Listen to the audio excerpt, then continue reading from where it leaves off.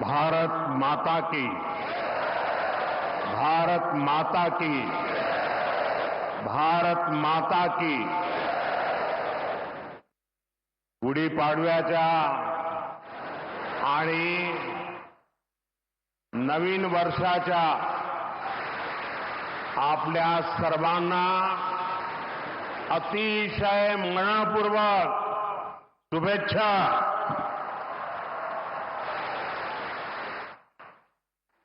कार्यक्रम में उपस्थित परम पूजनीय सरसंघ चालक जी डॉक्टर मोहन भागवत जी, स्वामी गोविंद गिरी जी महाराज, स्वामी अवधेशानंद गिरी जी महाराज, महाराष्ट्र के लोकप्रिय मुख्यमंत्री देवेंद्र फडणवीस जी, केंद्रीय मंत्रिमंडल में मेरे साथी नितिन गडकरी जी, डॉक्टर अविनाश चंद्र अग्निहोत्री जी, अन्य महानुभाव और उपस्थित सभी वरिष्ठ साथी,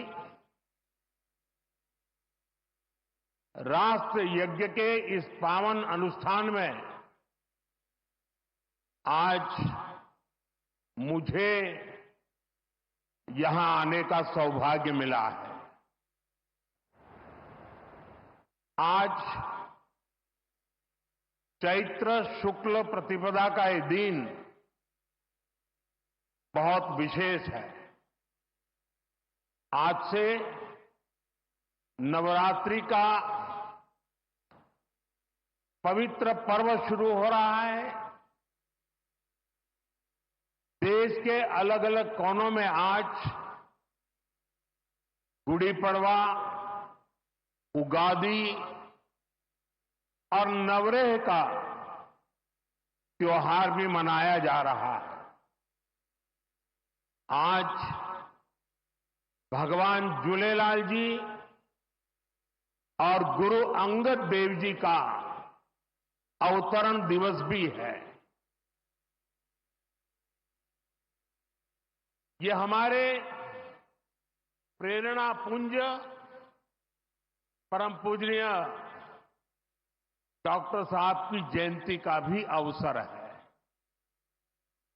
और इसी साल राष्ट्रीय स्वयंसेवक संघ की गौरवशाली यात्रा का 100 वर्ष भी पूरे हो रहे हैं।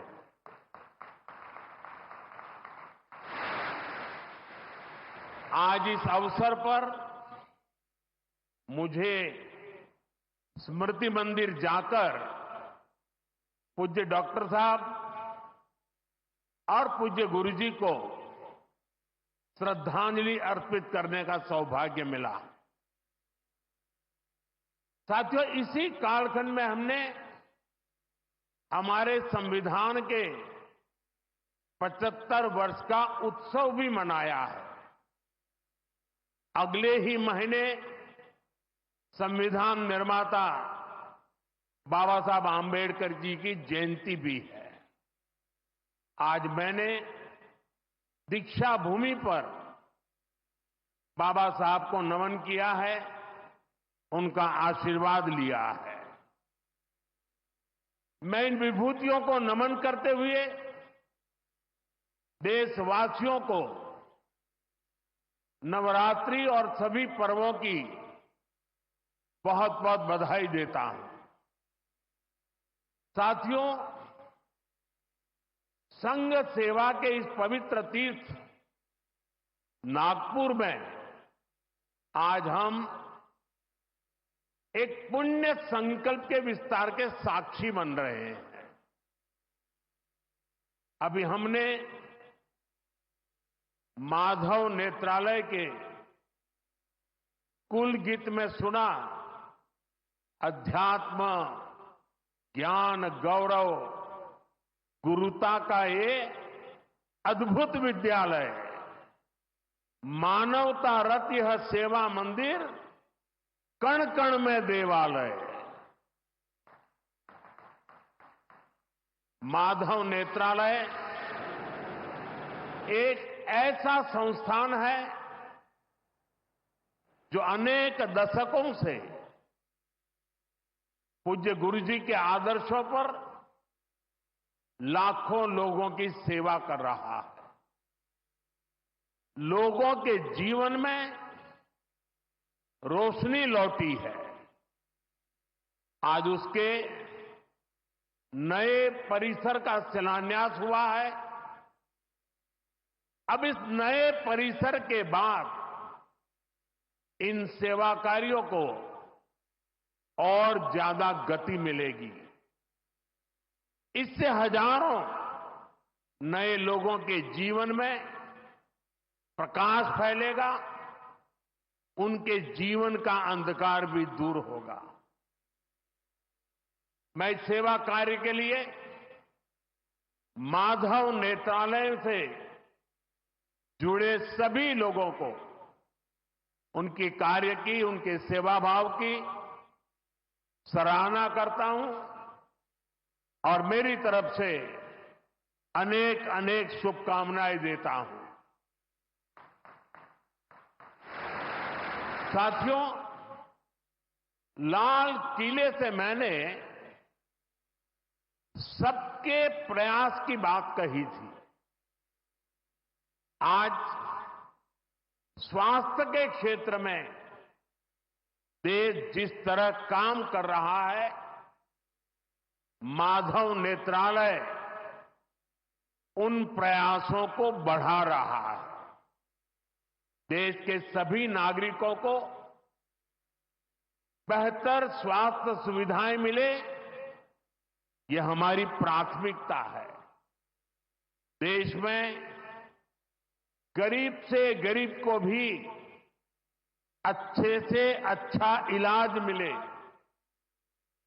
कोई भी देशवासी जीवन जीने की गरिमा से वंचित न रहे। अपना जीवन देश के लिए दे चुके बुजुर्गों को इलाज की चिंता उनको सताती न रहे, उस परिस्थिति में उनको जीना न पड़े। और ये सरकार की नीति है। और इसलिए आयुष्मान भारत के कारण आज करोड़ों लोगों को मुफ्त इलाज की सुविधा मिल रही है। हजारों जन औषधि केंद्र देश के गरीबों को, मध्यम वर्गीय परिवारों को सस्ती दवाएं दे रहे हैं।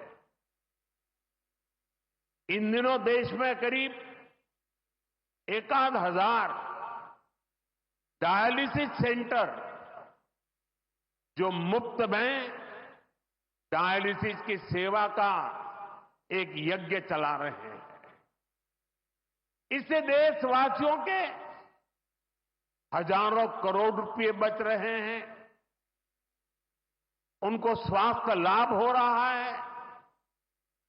बीते 10 साल में गांवों में लाखों आयुष्मान आरोग्य मंदिर बने हैं, जहां से लोगों को देश के सर्वश्रेष्ठ डॉक्टरों से टेली मेडिसिन से कंसल्टेशन मिलता है, प्राथमिक इलाज मिलता है और आगे के लिए सहायता होती है।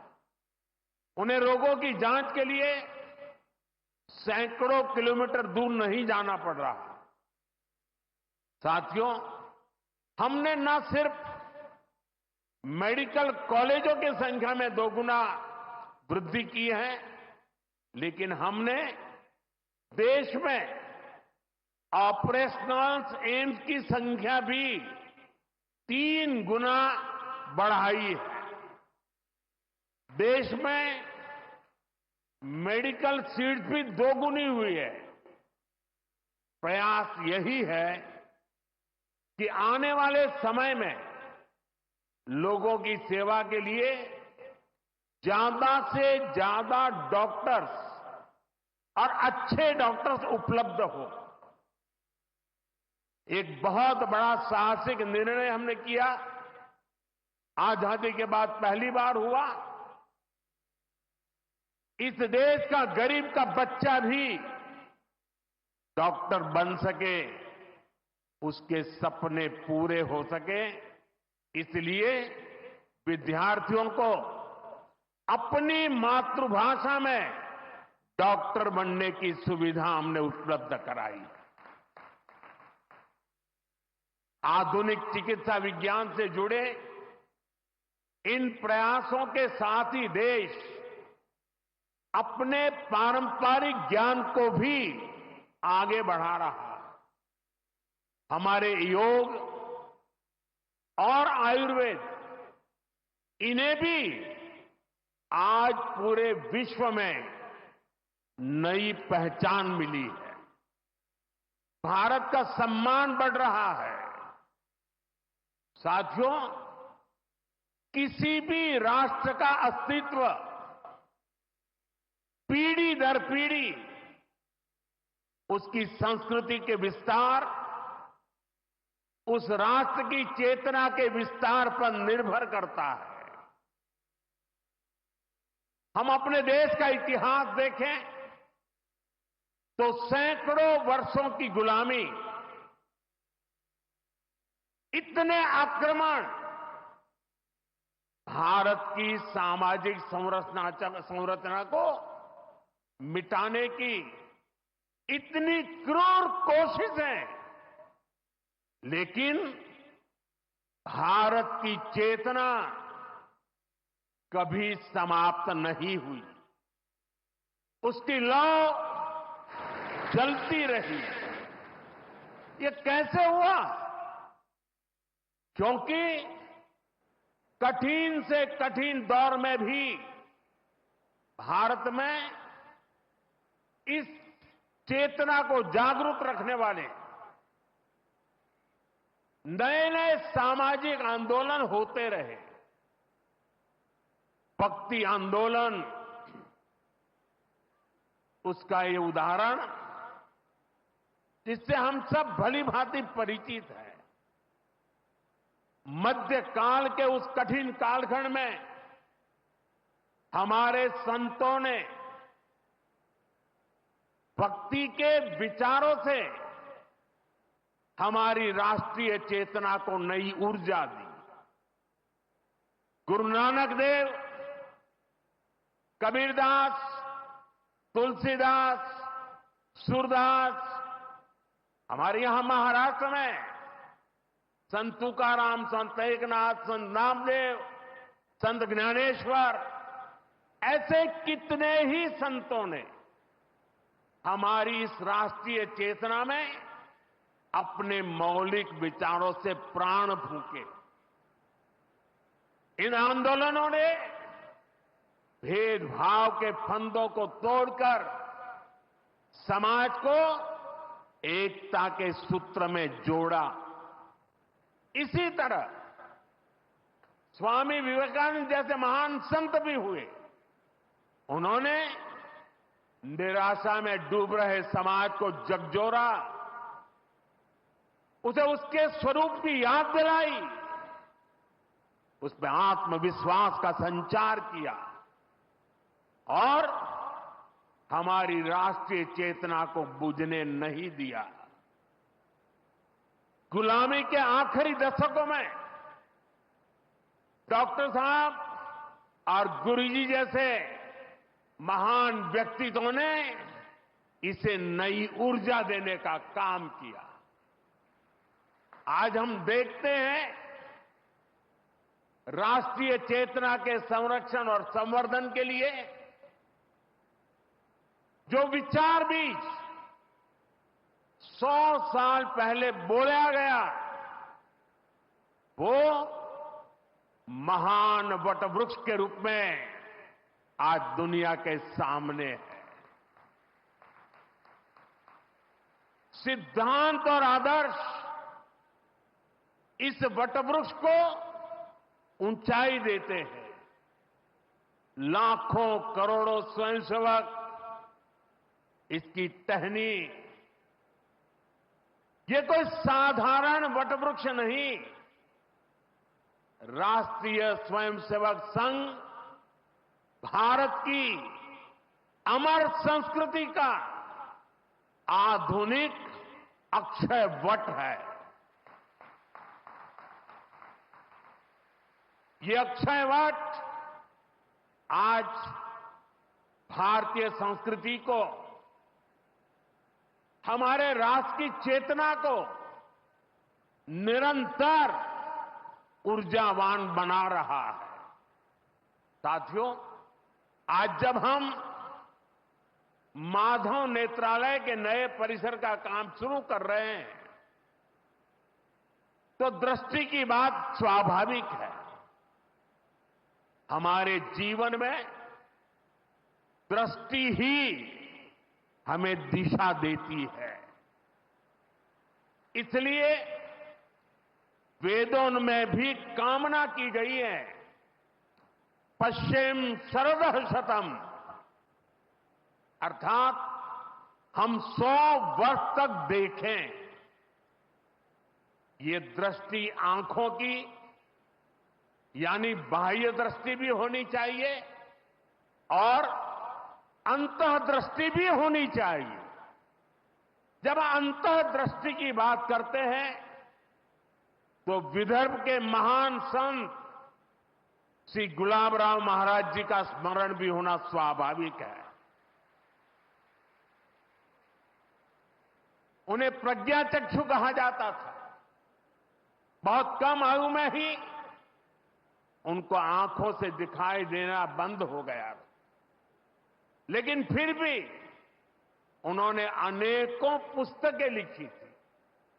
और अब कोई भी पूछ सकता है कि जब आंखों से दिखाई नहीं देता है तो उसके बावजूद भी कोई इतने ग्रंथ कैसे लिख सकता था? इसका उत्तर यह है कि उनके पास भले ही नेत्र नहीं थे, लेकिन दृष्टि थी। ये दृष्टि बोध से आती है, विवेक से प्रकट होती है। ये दृष्टि व्यक्ति के साथ ही समाज को भी बहुत शक्ति देती है। हमारा राष्ट्रीय स्वयंसेवक संघ भी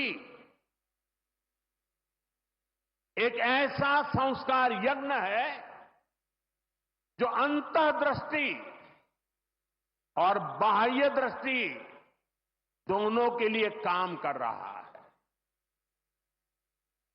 बाह्य दृष्टि के रूप में हम माधव नेत्रालय को देखते हैं और अंतर्दृष्टि ने संघ को सेवा का पर्याय बना दिया है। साथियों, हमारे यहां कहा गया है, परोपकाराय फलन्ति वृक्षाः, परोपकाराय वहन्ति नद्यः, परोपकाराय दुहन्ति गावः, परोपकारार्थमिदं शरीरम।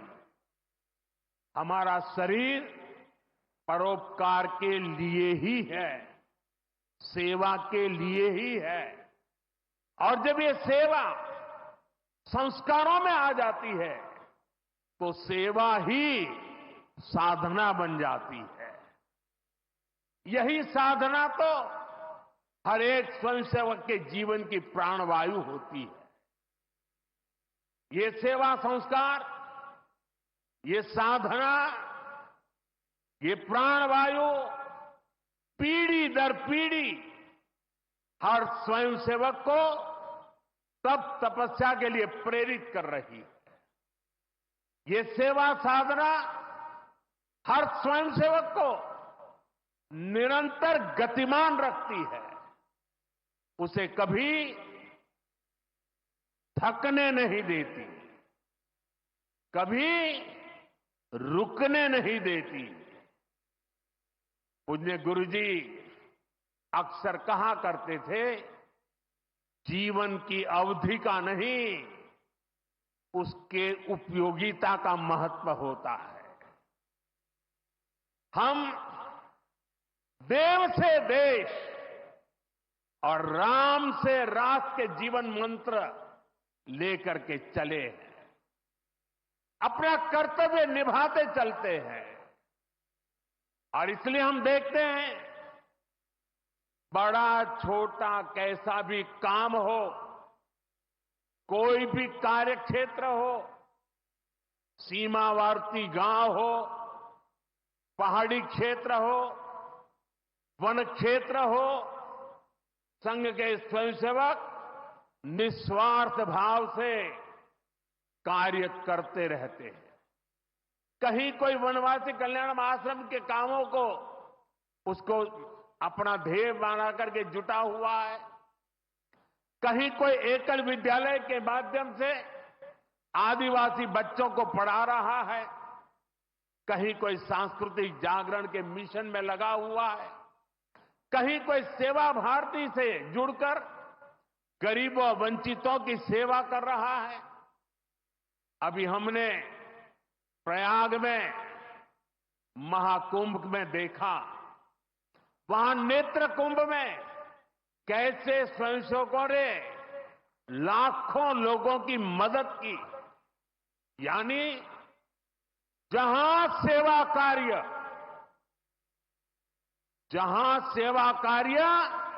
वहां स्वयंसेवक। कहीं कोई आपदा आ जाए, बाढ़ की तबाही हो या भूकंप की विभीषिका हो, स्वयंसेवक एक अनुशासित सिपाही की तरह तुरंत मौके पर पहुंचते हैं। कोई अपनी परेशानी नहीं देखता, अपनी पीड़ा नहीं देखता, बस सेवा भावना से हम काम में जुट जाते हैं।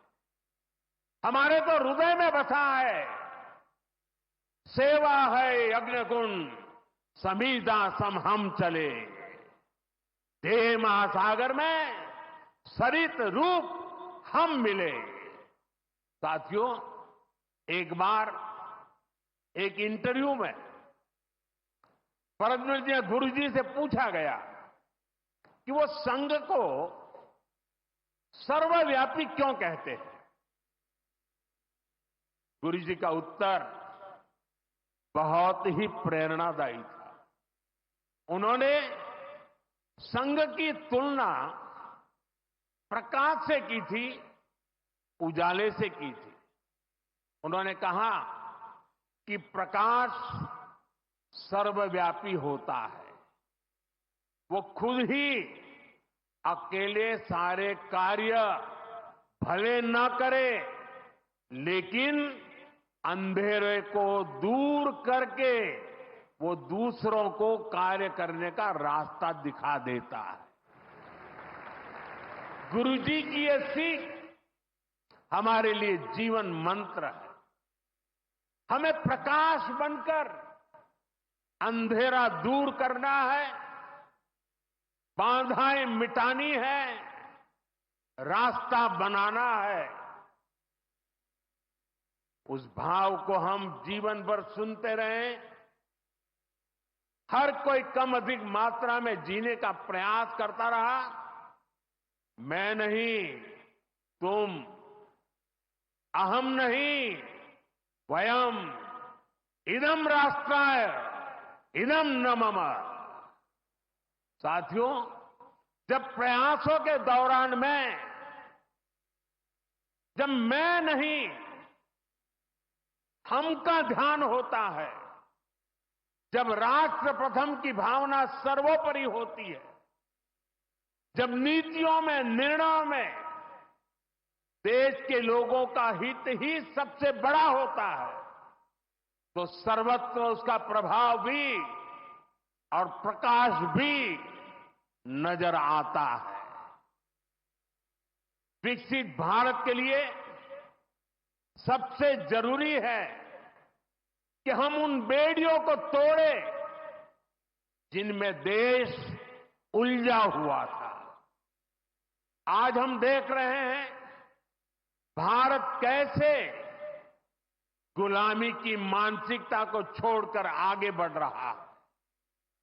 गुलामी की निशानियों को जिस हीन भावना में 70 वर्षों से डोया जा रहा था, उनकी जगह अब राष्ट्रीय गौरव के नए अध्याय लिखे जा रहे हैं।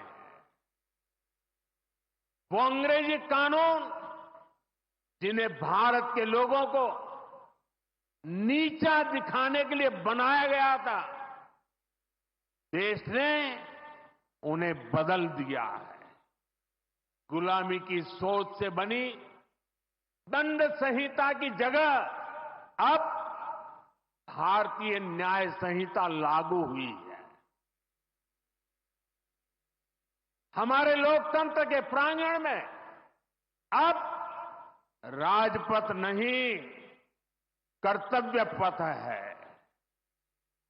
हमारी नौसेना के ध्वज में भी गुलामी का चिन्ह छपा हुआ था, उसकी जगह अब नौसेना के ध्वज पर छत्रपति शिवाजी महाराज का प्रतीक लहरा रहा है। अंडमान के द्वीप जहां वीर सावरकर ने राष्ट्र के लिए यातनाएं सही, जहां नेताजी सुभाष बाबू ने आजादी का बिगुल फूंका, उन द्वीपों के नाम भी अब आजादी के नायकों की याद में रखे गए हैं। साथियों, वसुधैव कुटुंबकम का हमारा मंत्र आज विश्व के कोने कोने में पहुंच रहा है और दुनिया इसे हमारे कार्यों में भी देख रही है, महसूस कर रही है। जब कोविड जैसी महामारी आती है तो भारत विश्व को परिवार मानकर वैक्सीन उपलब्ध करवाता है। दुनिया में कहीं भी प्राकृतिक आपदा हो, भारत पूरे मनोयोग से सेवा के लिए खड़ा होता है। अभी आपने कल ही देखा है, म्यांमार में इतना बड़ा भूकंप आया है। भारत ऑपरेशन ब्रह्मा के तहत वहां के लोगों की मदद के लिए सबसे पहले पहुंच गया है।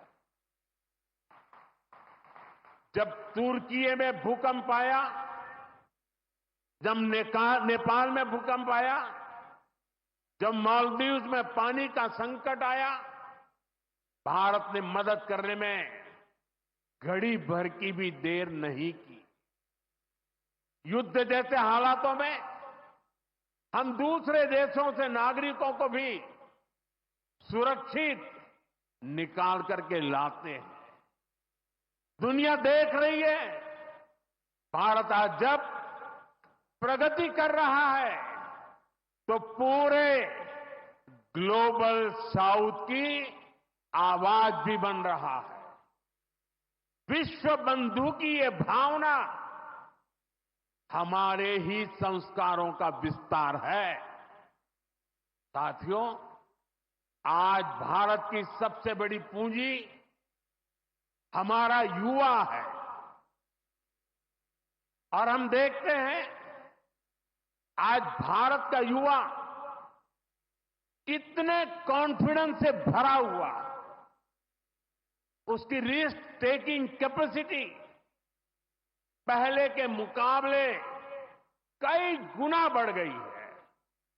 वो नए नए इनोवेशन कर रहा है, स्टार्टअप्स की दुनिया में अपना परचम लहरा रहा है और सबसे बड़ी बात, आज के भारत का युवा अपनी विरासत पर गर्व करते हुए अपनी संस्कृति पर गर्व करते हुए चल रहा है। अभी हमने प्रयागराज महाकुंभ में देखा, आज की युवा पीढ़ी लाखों करोड़ों की संख्या में महाकुंभ में पहुंची और इस सनातन परंपरा से जुड़कर गौरव से भर उठी।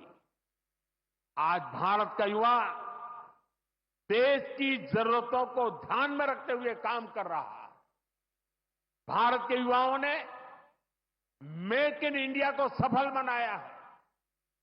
भारत का युवा लोकल के लिए वोकल हुआ है, एक जज्बा बना है। हमें देश के लिए जीना है, देश के लिए कुछ करना है। खेल के मैदान से लेकर अंतरिक्ष की ऊंचाई तक राष्ट्र निर्माण की भावना से ओतप्रोत हमारे युवा आगे बढ़ रहे हैं, आगे चलते ही जा रहे हैं। यही युवा 2047 के जब आजादी के 100 साल होंगे, विकसित भारत के लक्ष्य की ध्वजा थामे हुए है। और मुझे विश्वास है, संगठन, समर्पण और सेवा की ये त्रिवेणी विकसित भारत की यात्रा को निरंतर ऊर्जा देती रहेगी, दिशा देती रहेगी। संघ का इतने वर्षों का परिश्रम फलीभूत हो रहा है। संघ की इतने वर्षों की तपस्या विकसित भारत का एक नया अध्याय लिख रही है। साथियों, जब संघ की स्थापना हुई तब भारत की हालत भी अलग थी और हालात भी अलग था। 1925 से लेकर 1947 तक वो समय संघर्ष का समय था। आजादी का बड़ा लक्ष्य देश के सामने था। आज संघ की 100 वर्षों की यात्रा के बाद देश फिर एक अहम पड़ाव पर है। 2025 से 2047 तक ये महत्वपूर्ण कालखंड, इस कालखंड में एक बार फिर बड़े लक्ष्य हमारे सामने। कभी पूज्य गुरुजी ने एक पत्र में लिखा था, मैं अपने भव्य राष्ट्र प्रसाद की नींव में एक छोटा सा पत्थर बनकर रहना चाहता हूं। हमें सेवा के अपने संकल्प को हमेशा प्रज्वलित रखना है। हमें अपने परिश्रम को बनाए रखना है। हमें विकसित भारत के स्वप्न को साकार करना है। और जैसा मैंने अयोध्या में प्रभु श्री राम के मंदिर के नवनिर्माण पर कहा था, हमें अगले 1000 वर्षों के सशक्त भारत की नींव भी रखनी है। मुझे विश्वास है, पूज्य डॉक्टर साहब, पूज्य गुरुजी जैसी विभूतियों का मार्गदर्शन हमें निरंतर सामर्थ्य देगा। हम विकसित भारत के संकल्प को पूरा करेंगे। हम अपनी पीढ़ियों के बलिदान को सार्थक करके रहेंगे। इसी संकल्प के साथ आप सभी को एक बार फिर इस मंगलमय नववर्ष की अनेक अनेक शुभकामनाएं। बहुत बहुत धन्यवाद।